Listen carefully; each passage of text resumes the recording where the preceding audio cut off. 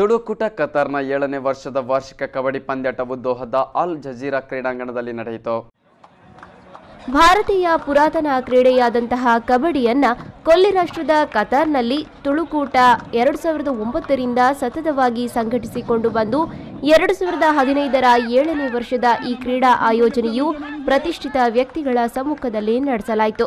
2008ರ ಏಕಲವ್ಯ ಪ್ರಶಸ್ತಿ ವಿಜೇತ ತುಳುನಾಡಿನ ಅಂತಾರಾಷ್ಟ್ರೀಯ ಕಬಡ್ಡಿ ಆಟಗಾರ ಉದಯ್ ಚೌಟಾ ಅವರು ಮುಖ್ಯ ಅತಿಥಿಯಾಗಿ ಆಗಮಿಸಿದ್ದರು. ತುಳುಕೂಟದ ಅಧ್ಯಕ್ಷರಾದಂತಹ ರವಿ ಶೆಟ್ಟಿ, ತುಳುಕೂಟದ ಉಪಾಧ್ಯಕ್ಷರಾದ ಪ್ರಕಾಶ್ ರಾವ್, ಕ್ರೀಡಾ ಸಂಯೋಜಕರಾದ ಅಸ್ಮದ್ ಆಲಿ, ಕರ್ನಾಟಕ ಸಂಘದ ಅಧ್ಯಕ್ಷರಾದ ದೀಪಕ್ ಶೆಟ್ಟಿ, ಬಂಟರ ಸಂಘದ ಅಧ್ಯಕ್ಷ Prakash Chandra Ajila, South Canara Muslim Welfare ಅಸೋಸಿಯೇಷನ್ನ ಅಬ್ದುಲ್ ಮಜೀದ್ ಮತ್ತಿತರರು ಉಪಸ್ಥಿತರಿದ್ದರು. ಶಾಂತಿಯ ಸಂಕೇತವಾದಂತಹ ಬಿಳಿ ಪಾರಿವಾಳಗಳನ್ನು ಸ್ವತಂತ್ರಗೊಳಿಸುವ ಮೂಲಕ ಪಂದ್ಯಾವಳಿಗೆ ಚಾಲನೆ ನೀಡಿದರು.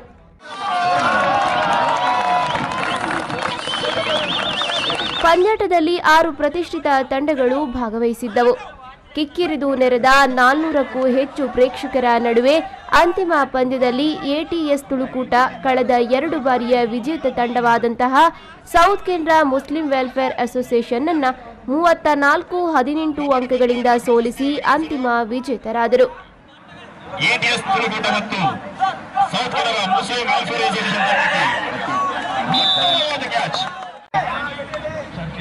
कोशिश कर रहे हैं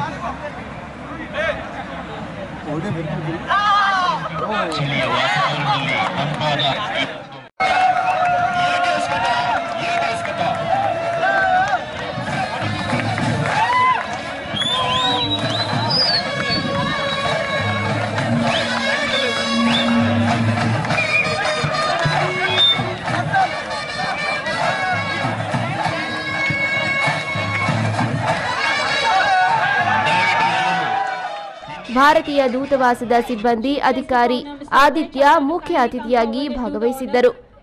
ಐಸಿಬಿಎಫ್ ಅಧ್ಯಕ್ಷ ಅರವಿಂದ್ ಪಾಟೀಲ್, ಐಸಿಸಿ ಪ್ರಧಾನ ಕಾರ್ಯದರ್ಶಿ ದಿವಾಕರ್ ಪೂಜಾರಿ ಹಾಗೂ ಕರ್ನಾಟಕ ಮುಸ್ಲಿಂ ಕಲ್ಚರಲ್ ಅಸೋಸಿಯೇಷನ್ನ ನಿಯಾಜ್ ಅಹಮದ್ ಗೌರವ ಅತಿಥಿಗಳಾಗಿ ಬಹುಮಾನವನ್ನು ವಿತರಿಸಿದರು. Kabaddi tournament trophy I also call upon other committee members, Mr. Sudhir Kumar. A big round of applause, ladies and gentlemen. Nitish Doddanagudde, V4 News 24/7, Doha, Qatar. What a win! What a performance!